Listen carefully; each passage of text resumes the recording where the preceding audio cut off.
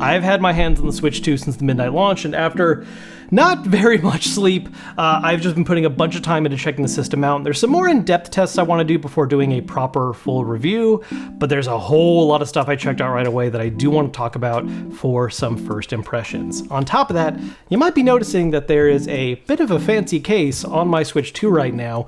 D-Brand has actually sponsored a part of today's video to showcase their brand new kill switch for the Switch 2, which honestly is actually really fantastic and I've been enjoying a lot. But before going in depth on that, let's talk about some hands-on impressions with the Switch 2. And I want to start by talking about just the physical design of the system compared to the original Switches. First thing first being that it is just a noticeably larger system. I talked about this a little bit during my unboxing video where, like, I know in concept that the Switch 2 is going to be larger. We know the specs, they talk about it, but it's always different to see it in person. You know, this happened with the OLED where we heard about how much larger the screen was and you actually got to see that. And it's happening all over again with the Switch 2 where not only is the display larger, but the whole damn thing is. This causes a bit of an impact on the grip design of the Joy-Cons where I do feel like it's actually a little less comfortable when it's attached to the system, but that's also always been a problem with Joy-Cons in handheld mode, which is why I have this case that we'll talk about later.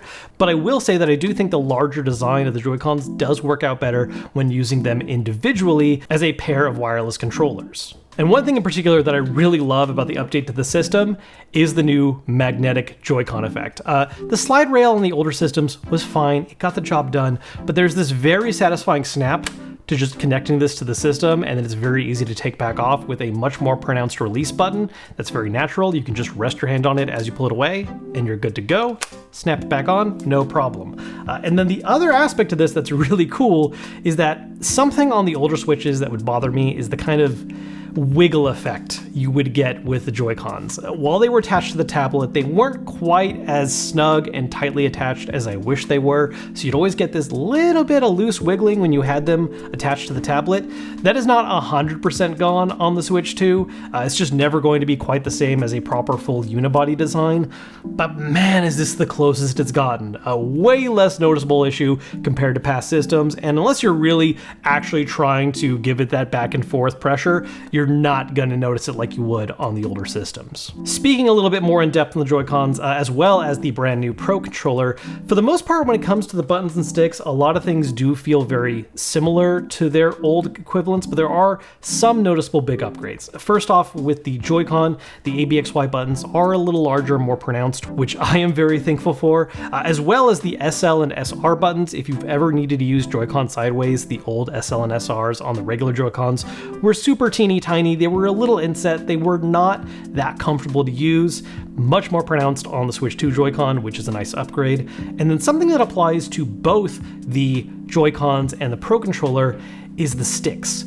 A lot of the buttons and D-pad feel very similar to their past incarnations, but the sticks on these, while not being Hall effect sensor sticks like a lot of people were hoping for, are definitely a new stick design that offers way more fluid movement than we had on past ones. The Pro Controller in particular, if you're just spinning this thing around, glides super smoothly. You don't feel any friction whatsoever. It's a very nice upgrade. Hopefully these sticks are also more durable and don't run into drifting issues like we saw on the last system, but I can say that they at least feel a lot better to use. Also, for the Joy-Con sticks in particular, they are a little larger than the sticks we had on the past Switch. They're just a little bit taller, allowing for a greater range of motion. Still not quite as great as a proper traditional controller, but certainly an upgrade over the kind of freedom movement we had on the last Joy-Cons. Going back to the main body, a couple quick little upgrades I want to highlight. I love the two USB-C ports. Being able to charge from the bottom or the top and having that flexibility is just very nice. Only having the bottom available on the last Switch would just get very frustrating in some situations, so that's a good upgrade. They redesigned the game card flap, which is actually easier to open now, but because it is opening from the behind instead of the front like it did in the last ones, it's taking me a little bit to get used to it, but it is a better feeling mechanism. And then one of the biggest things that I always love, the kickstand. I hated the kickstand on the original Switch. It was tiny, it didn't do anything, it broke off super easy. The OLED fixed that for the most part with a design that went across the whole body of the tablet like the Switch 2 does as well, but the Switch 2 is also lower profile, using a U-shaped cutout instead of having that whole back flap like the OLED had. It also has a much greater range of motion, so you're able to set this up in different tabletop configurations depending on what angle is just right for you. Now, before getting into talking about playing actual games on this system, I do want to take a moment to talk about the kill switch from dbrand.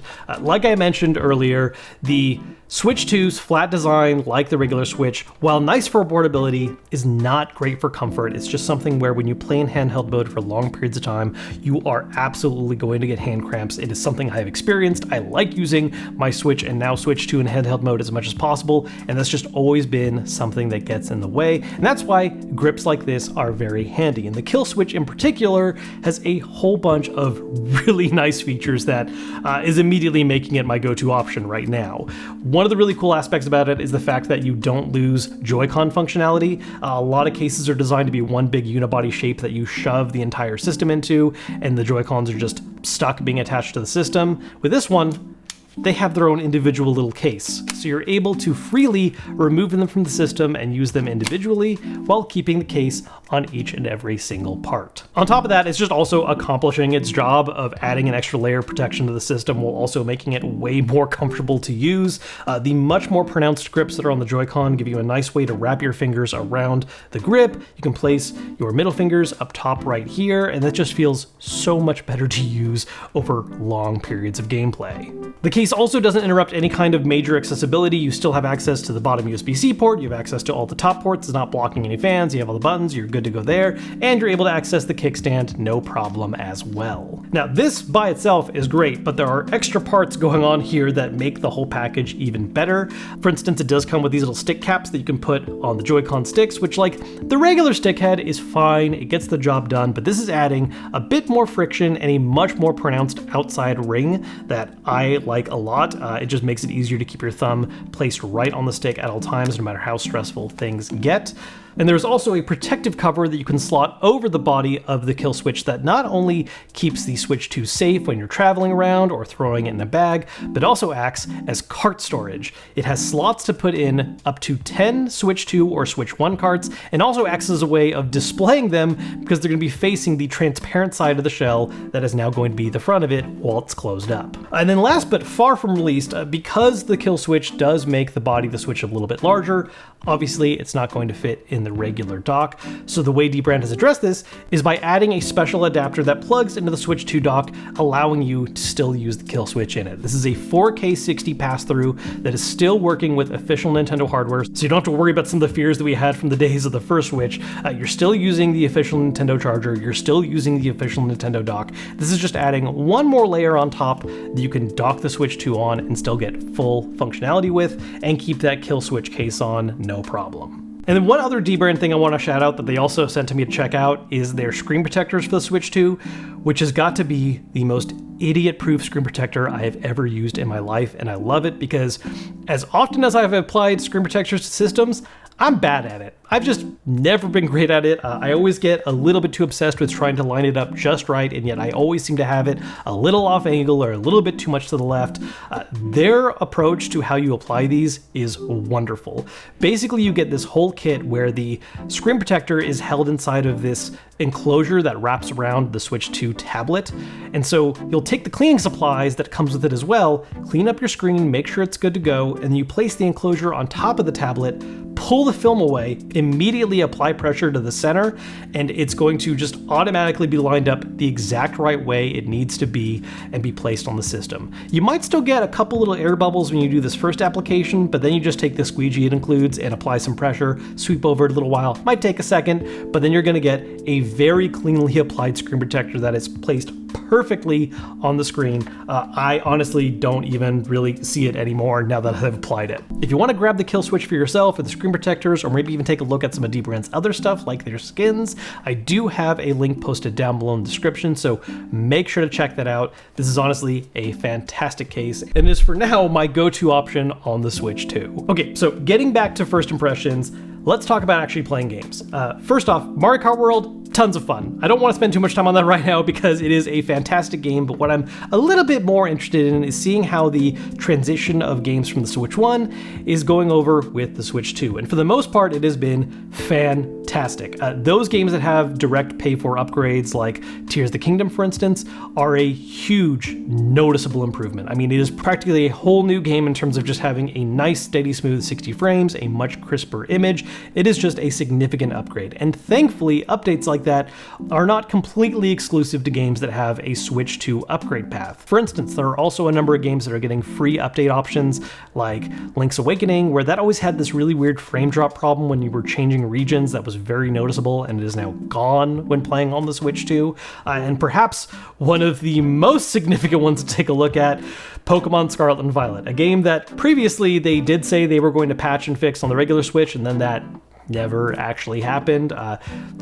Solid game in terms of content, but just was an absolute nightmare performance-wise on the regular Switch, and it just looks so much better on the Switch too. Nice smooth frame rate, still not necessarily the prettiest looking game on the system, but not plagued by nearly the same kind of performance issues that were present on the Switch 1. I also want to take a look at some games that had issues on the Switch 1 that have not gotten any kind of Switch 2 upgrade just yet, in particular games like Hyrule Warriors Age of Calamity, some of the Xenoblade titles. I've only got a chance so far to look at Hyrule Warriors a little bit, and it does seem like the frame rate is a little more stable, but definitely not the kind of significant jump that we're seeing with those games that have purpose-built patches. And so that's definitely something I want to dive in and look more at, but for now it does look like those games that have actual purpose-built patches are going to be the more noticeable improvements compared to how games ran on the Switch 1. I also did take a very quick look at one of the games listed in the backwards compatibility issue section of the Switch 2, which was the original Final Fantasy. I'm assuming it's the Pixel Remaster version because it just says Final Fantasy in big old text on the document, so that's what I loaded up. And it actually worked fine for me. It is one of the ones they didn't say was having trouble starting up, it just had trouble playing, and I didn't encounter any issues myself, but I also didn't play through the entire title, so it might be that there are specific parts that run into issues. But it is interesting that, something listed on the back compat issue list is at least playable to an extent. So far, at least. I haven't had a crash on me yet. Now, there is one thing that does feel like a little bit of a step down compared to past Switch models, and that's when we're talking about the display compared to the Switch OLED. We knew that the Switch 2 was going to be changing over to an LCD, but also some early impressions were very positive about how the display on the Switch 2 looks, and yes, the display on the Switch 2 is fantastic. Absolutely an upgrade over what we had on the regular Switch and Switch Lite from last generation. It's brighter, it has better colors, but when you put it side by side with the Switch OLED, you do notice that it comes with the usual drawbacks that LCD has in comparison to that, where the OLED model is just going to have those more vibrant colors and those deeper, darker blacks. Hades is a game that I always like to use for this comparison because I think its art style just really showcases these two aspects very well, and when you have them side by side, you can see it. Now, to be clear, the Switch OLED display is by no means perfect. It has its own issues. For instance, it does tilt a little bit green, which is more noticeable in some games than others. But when it does come to this particular metric, this is something where the Switch 2 is a bit of a step down. It is the kind of difference where I think if you start the system up and just start playing it, you're not even going to think about it. It looks fantastic. But when you do put them side to side, you can see the difference. Now lastly, there are a couple other very specific features I want to shout out that I've gotten a chance to mess with that I really like. One, auto-uploading screenshots is incredible. On the original Switch, every time you took screenshots, you had to manually find ways of transferring them over, and it was a giant headache. Now with the Switch 2, you can set it up to where when you take a screenshot, it just auto-uploads them to the Nintendo mobile app. It does not do this by default. You do have to go into the screenshot settings and turn this on. I highly recommend doing that immediately because it is so nice when you want to be able to take screenshots often and have a very easy way of accessing them quickly instead of having to manually move every single individual one. And then something that's a little bit more of a niche special feature, but one that I really like. One of the new additions with the Pro Controller is the addition of these GR and GL back buttons. Now, back buttons are something that I've enjoyed in a lot of games. I find them to be very handy, and a very interesting way that Nintendo has handled the back buttons on their system is that because this is the first party option, they're able to do some very smart first party specific things like per game profiles. The way this works is that when you assign these buttons, it does it on a per game basis, meaning that, for instance, in Mario Kart, you could assign B button to one of these and A button to the other, and then for playing Legend of Zelda, you could apply X to one of these buttons and Y to the other, and you will not have to remap them again, swapping between games. So that means that for every single game out there, if there is some particular button you want to have mapped to the back, it's going to remember for that particular title, and you're not having to constantly remap it every single time you switch games, which is fantastic. There are plenty of third-party controller options out there that offer back buttons that have multiple profiles you can swap between, but even then, those usually cap out at somewhere around 3, 4, maybe a little bit higher. With this, every single game you have on Switch 2 is going to be able to have its own unique profile, and that is so damn cool. So those are some first impressions of everything I've been trying out on the Switch 2 so far. There is a lot more I want to test. There are more games that I want to compare the Switch 1 version to the Switch 2 version. There are new Switch 2 games I want to play and put some time into. There are those games that have not gotten Switch 2 updates that I want to see how they run on the Switch 1, as well as some accessories that I really hope work on the system that were made for the first one, and I'm gonna find out. Until then though, if you want to make sure you don't miss out on that content, make sure to subscribe. I do want to thank dbrand once again for sponsoring this video. Check out the link down below in the description if you want to grab a kill switch for yourself or check out their other products. If you enjoyed this video, you found it useful, hit that thumbs up button to let me know. And until next time, I will see you all later.